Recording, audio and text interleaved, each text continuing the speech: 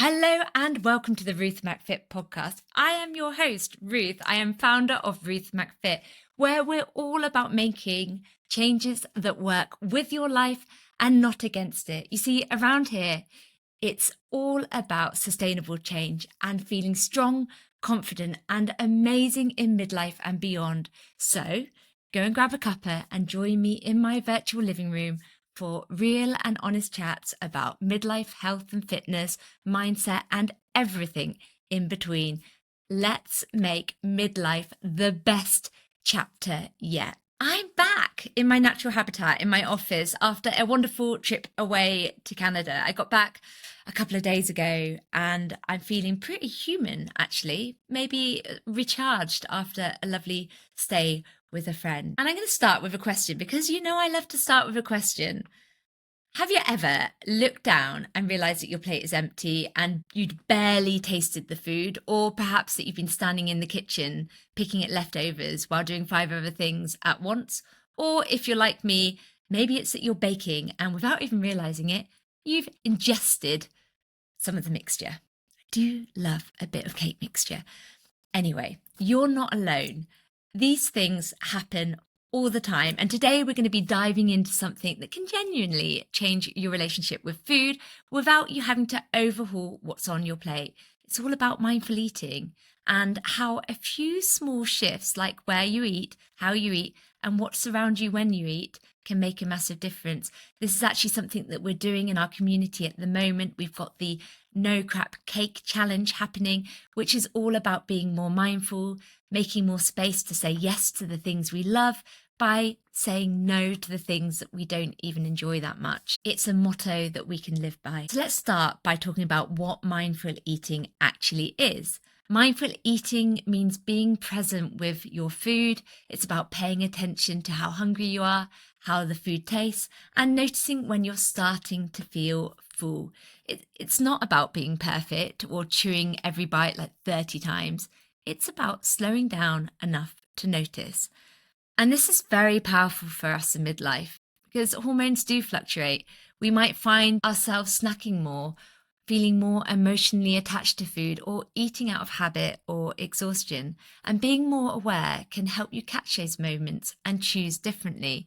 And actually this morning in the No Crap Cake Challenge, somebody commented saying, it was all going really well. And then I found myself buying a bar of chocolate. I felt a bit stressed and I ate it and then realised afterwards that it didn't make a difference to how I felt. It didn't help. And what I loved about that is, okay, she hasn't been able to correct the behaviour beforehand, but the more times that we recognise afterwards that this hasn't helped, the more that we can remember that and have another strategy for the next time it happens to have something that can help.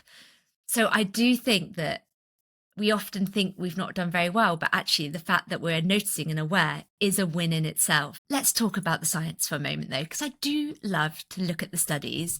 And there was one in particular, a systematic review in the American Journal of Clinical Nutrition that looked at 24 different studies on eating while distracted. And they found that people who were distracted ate significantly more, and that's both immediately and also later in the day. They also remembered their meals less.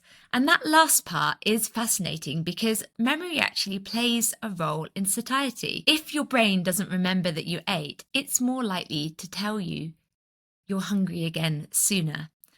And then there's another study from the Appetite Journal that showed that participants who were distracted during meals, ate more snacks later in the day, had poorer memory of that meal.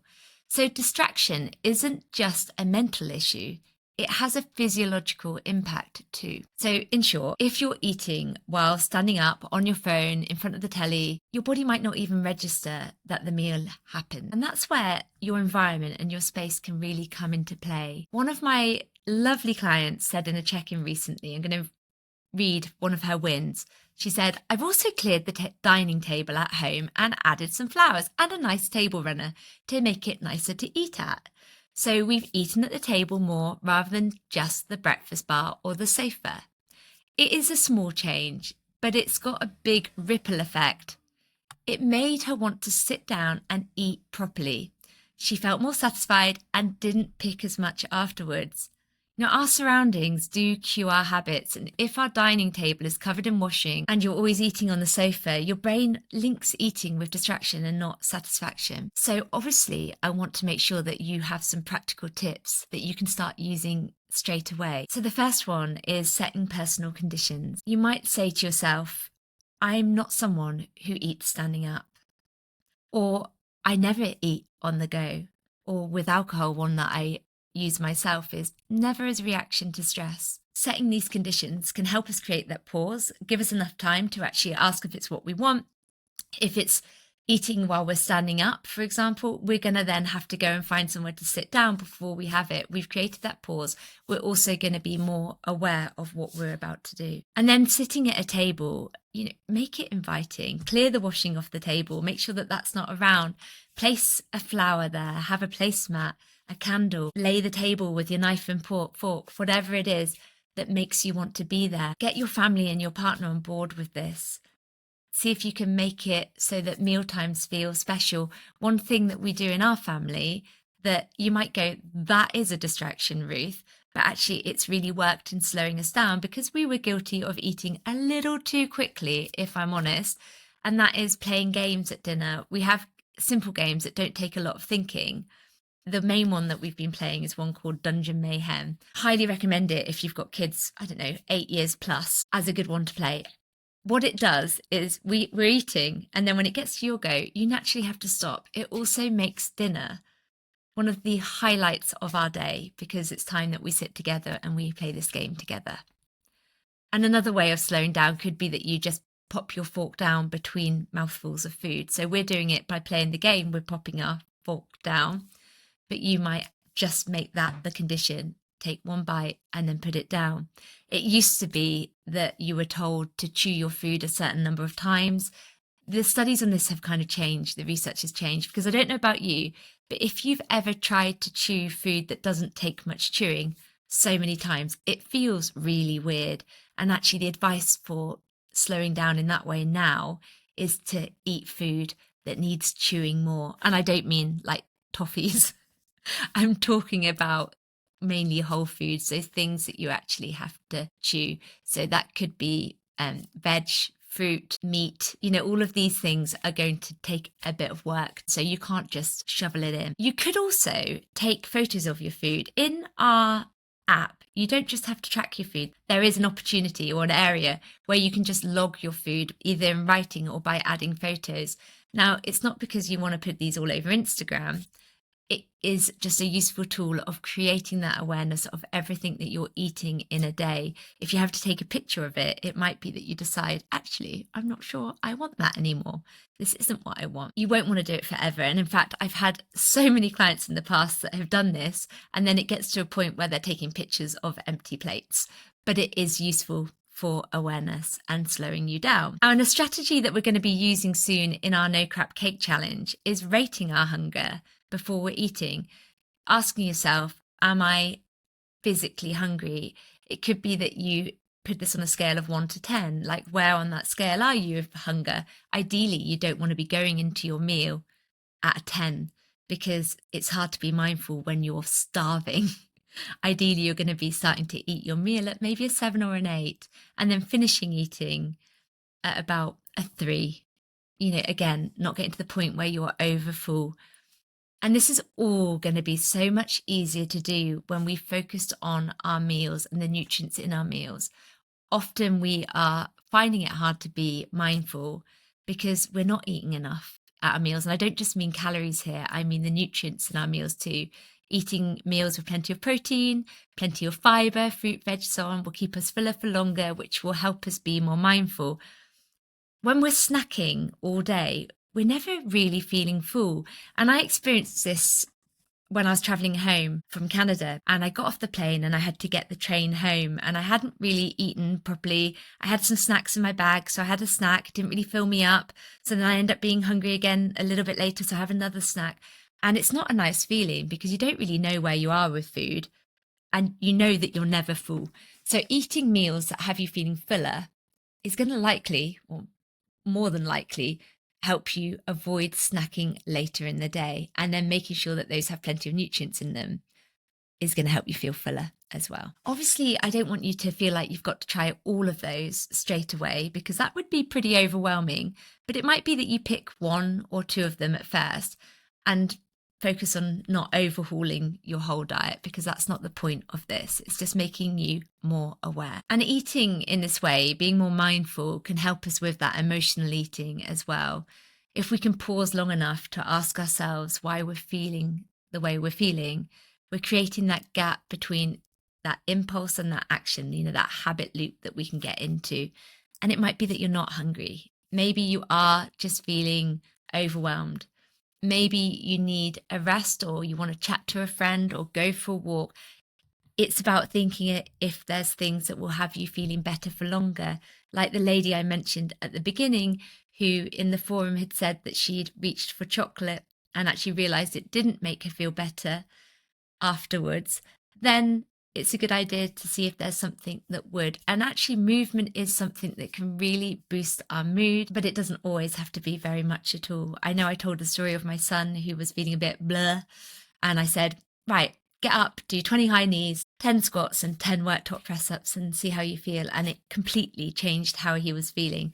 Obviously, he's a teenager, and I was lucky that I got him in a mood where he was happy to give it a go. That wouldn't always be the case. But mindfulness on a whole is going to allow us to catch when we're feeling not hungry, but it's something else. And this can help lower our stress hormones. And when we slow down and take a few deep breaths before eating, and we're sitting in a calm space, our body can relax. And that in itself can also reduce those cravings, because often we're just not giving ourselves time to think. And you're going to eat distracted sometimes. That is life. Like I said, I was traveling the other day and it wasn't optimal for sure. And I don't want you to treat it as failure. And instead, remember that there is no failure, only feedback. Notice it. And then next time, see if you can choose something small to do differently. Maybe you pause, maybe you sit down, maybe you put that fork down between meals, maybe you rate your hunger before eating. Whatever you choose to do, you're not trying to be perfect. It's all about being intentional. I have had so many clients notice the benefits of being more mindful around their eating. Some have started sitting down at lunchtime instead of just grabbing something between meetings, and then noticing that they feel fuller and have less snacks. Others have conditions of not eating on the transport on the way home, or never eating on the go. And then, like I said, I've got ones that have been taking pictures of their food and finding that naturally this helps them make more informed choices. And I know that I had one client in particular who even said that she'd stopped picking at random bites of her kid's leftover plate once that she had committed to only eating when sitting at the table. But let's now pause, right, and ask ourselves some questions, because I think it is important to do this, to think and reflect about where we are now. Ask yourself, where do I usually eat my meals? Do you sit on the sofa to eat your meals? Do you sit at the table? And if you are sitting at the table, what's around you when you're sitting there? This isn't an opportunity to judge, it's an opportunity to reflect so that you can think about what you can do next. Then ask, how often am I distracted when I'm eating? Like I mentioned, things around you. Maybe it's your mobile phone. Maybe you're still working at the computer at lunchtime. Maybe you're finishing off those tasks. And then, what is one small shift that I can make this week? You don't need to overhaul everything to start seeing change. It might be that you add more changes in later, but often at the beginning, it does just come to slowing down, being a bit more aware and mindful of your choices, saying no to the things that you don't really want so that you have more space to say yes to the things that you do. Less often, more enjoyable. It's not about having a meal plan or tracking every single macro to start with. You can start eating better with this alone. It can sometimes just be as simple as a chair, a plate, and 5 minutes of peace. Always 5 minutes of peace. So to wrap up, mindful eating helps us reconnect with our body, reduce overeating, and feel more in control without giving up those foods that we love. You might start by creating a space that invites calm, or try one habit that helps you slow down. And remember, Progress isn't going to be about doing this perfectly, it's about doing it more often. We're building that consistency. And if this resonated with you, take a screenshot of the episode, share it on your stories, or send me a message and let me know what mindful habit you're going to try. And if you do want support to build habits like this that last and have you feeling great in midlife without feeling overwhelmed, then I would love to help. You can find all the details of Ruth McFit coaching in the show notes, or head to www.ruthmacfit.com, or you can find me on Instagram at ruthmacfit. Thanks for listening, and I will chat to you again next week. Goodbye.